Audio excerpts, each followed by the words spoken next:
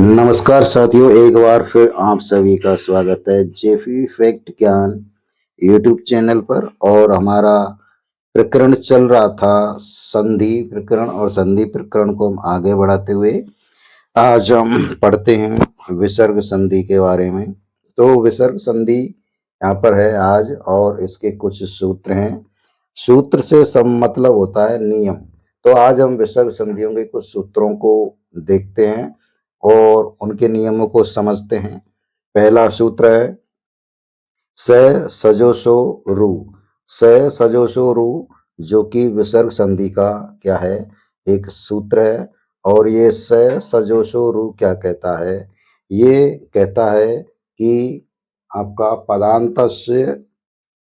पदान्तस्य सस्य सजोसु च रु स्यात्। ये क्या कहता है कि पदान्तस्य यानी पद के अंत में यदि आपका सस्य, यदि आपका क्या आए, शस्य आए, शस्य का मतलब सकार आए, और सजुषु, और सजुष का ये जो आपका मूर्धन सकार है, जो सजुष का मूर्धन सकार है ये हो, है ना। कौन कौन से सकार हो? एक तो आपका दंत सकार हो और एक आपका मूर्धन सकार हो, है ना। पदान्तस्य पद के अंत में, यदि पद के अंत में आपका दंत सकार हो और आपका मूर्धन सकार हो तो उसका क्या आदेश होता है? रु स्यात्। रु आदेश हो जाता है। किस सूत्र से? स सजोषो रु। ये विसर्ग संधि का क्या है? पहला नियम है।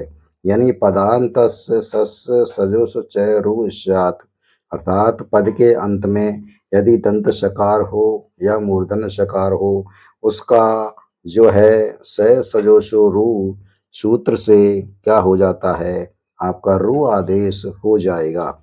जैसे शिवस प्लस अर्च, तो शिवस प्लस अर्च यहाँ पर दिया गया है, और शिवस शिवस एक पद है, इस पद के अंत में दंत सकार है, तो इस सकार का क्या करना है? रु आदेश हो जाएगा।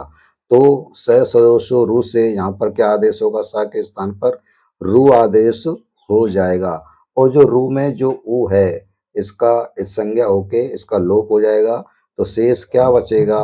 रा बचेगा। रा भी कैसा? आपका हलंत वाला रा।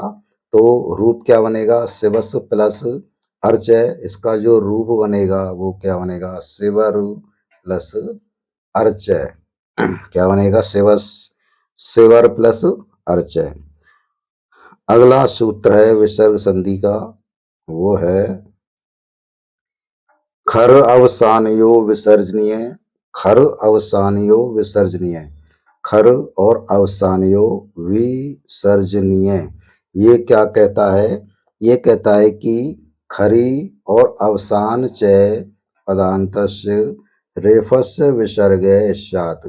ये क्या कहता है कि खरी यानी खर प्रत्याहार, अवसाने और अवसान में, यानी खर प्रत्याहार परे होने पर और अवसान होने पर, पदान्तस्य पद के अंत में यदि रेफस्य आए, रेफस आए, यदि हलंत वाला रा आए या रकार आए, तो उसका क्या आदेश करना है? विसर्ग स्यात्, विसर्ग आदेश करना है। किस सूत्र से करना है? आपका खर अवसानयो विसर्जनीय सूत्र से। तो खर, खर यहाँ पर रा में हलंत है तो आ निकालेंगे इसमें से, तो खर प्लस अवसानयो विसर्जनीय सूत्र से खर प्रत्याहार परे होने पर और अवसान में पदान्तस रेफस का क्या हो जाता है? विसर्ग आदेश हो जाता है। उदाहरण देखते हैं। शिवर रा है, आपका रेफस है, और इधर आपका क्या है? अर्च। तो खरब सानियो विसर्जन सूत्र से इस शिवर के रा का क्या आदेश होना है? हमको सिर्फ विसर्ग करना है। तो विसर्ग के लिए आपका ये सूत्र, इस सूत्र से रा का रेफस जो है, ये रा है और रेफस, इसको रा को रेफस कहते हैं, तो इसका क्या आदेश होगा? आपका विसर्ग आदेश हो जाएगा। तो क्या अगला रूप स्टेप बनेगा? शिवर प्लस अर्च का बराबर शिवः। क्या बनेगा? शिवः प्लस अर्च। क्या बनेगा? शिवः प्लस अर्च। विसर्ग संधि का जो अगला सूत्र है वो ये है विसर्जनीयस से। तो विसर्जनीयस से सूत्र क्या कहता है? वो ये कहता है कि खरी परे विसर्जनीयस से विसर्जनीयस से इस्यात क्या कहता है कि खरी परे यानी खर प्रत्याहार परे होने पर विसर्जनीयस यानी विसर्ग का क्या आदेश करना है, से इस्यात से आदेश हो जाता है। विसर्ग का से आदेश किससे होगा, विसर्जनीयस से सूत्र से। इससे संबंध में विसर्गों संधि से संबंध में आपके सूत्रों से संबंधित ऐसे ही प्रश्न पूछे जा सकते हैं कि से जो है से इस्यात से आदेश होगा।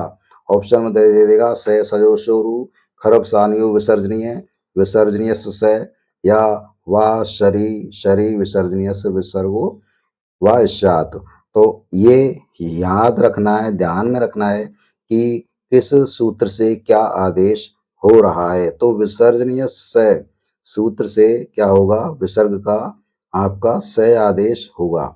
उदाहरण में देखते हैं, विष्णु प्लस विष्णु के पीछे विसर्ग है और विष्णु प्लस त्राता, विष्णु प्लस त्राता जब इन दोनों की संधि करते हैं तो विसर्ग है, तो विसर्ग का क्या आदेश होगा, विसर्जनीय से सूत्र से खरी परे खरी प्रत्याहार परे होने पर यानी खरी प्रत्याहार में जो वर्ण है सभी वर्ण लगभग आ जाते हैं। तो आगे क्या है, खरी प्रत्याहार का वर्ण है और उसके आगे विष्णु है ना, विष्णु विष्णु में जो है विसर्ग है तो खरो विसर्जनीय से सूत्र से विसर्ग का क्या आदेश होगा, आपका से आदेश हो जाएगा। तो रूप क्या बनेगा आपका, संधि युक्त पद क्या बनेगा, विष्णु प्लस जो विसर्ग का से बनेगा त्रातय, विष्णु त्रातय। इसी तरह से विसर्ग संधि का अगला सूत्र है वा शरी। वा शरी सूत्र क्या कहता है, वह कहता है कि शरी विसर्जनीयस्य विसर्गो इस्यात्, शरी विसर्गस्य विसर्गो इस्यात्।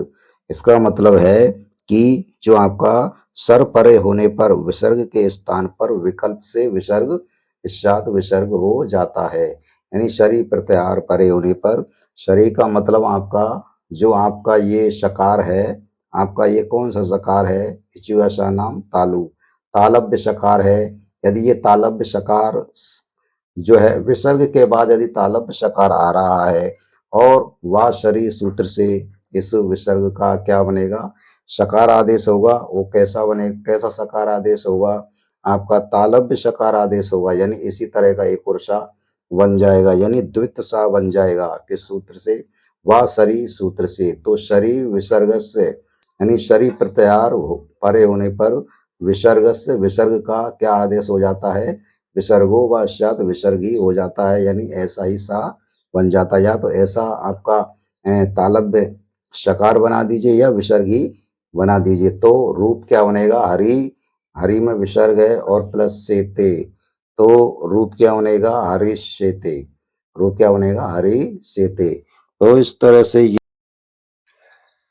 तरह से जो वासरी सूत्र विसर्ग संधि का सूत्र है, ये वासरी सूत्र यही कहता है कि आपका यदि विसर्ग के बाद में चाहे वो आपका दंत शकार हो, चाहे तालु शकार हो, चाहे मूर्धन शकार हो या कोई सा भी शकार हो, इन तीनों में से यदि कोई भी एक शकार आ जाता है किसके बाद में, विसर्ग के बाद में यानी विसर्ग से परे, तो वासरी सूत्र से विसर्ग के स्थान पर जो परे शकार आ रहा है उसी जैसा ही द्वित बन जाता है। जैसे हरि प्लस सेते, तो हरि में जो विसर्ग है और आगे जो आपका तालव्य शकार है, इसका जब हम संयुक्त संधि युक्त पद बनाएंगे तो वासरी सूत्र से विसर्ग के हरि के जो विसर्ग के स्थान पर क्या हो जाएगा आपका, तालव्य शकार ही आदेश हो जाएगा। तो क्या बनेगा, हरि शेते। इस तरह से यहाँ पर विसर्ग संधि के आपके अर्थ को समझाया गया है। तो एक बार फिर से देख लेते हैं विसर्ग संधि, ऊपर से ही देख लेते हैं। विसर्ग संधि है और विसर्ग संधि का पहला सूत्र है से सजो सुरु। से सजो सुरु सूत्र से जो आपका शकार है, चाहे दंत शकार है और एक मूर्धन शकार है, इसका रु आदेश होता है किससे, से सजो रु से। दूसरा सूत्र खरब सानियो विसर्जनीय, यानी खरब सानियो विसर्जनीय सूत्र से क्या होता है, आपका विसर्ग आदेश होता है। खर प्रत्याहार परे होने पर या अवसान में पदांत रेफस का, यानी क्या रेफस का क्या करना है, विसर्ग करना है, तो कौन सा सूत्र लगाएंगे, खरब सानियो विसर्जनीय। इसी प्रकार से विसर्जनीय से सूत्र है, तीसरा सूत्र है विसर्जनीय से।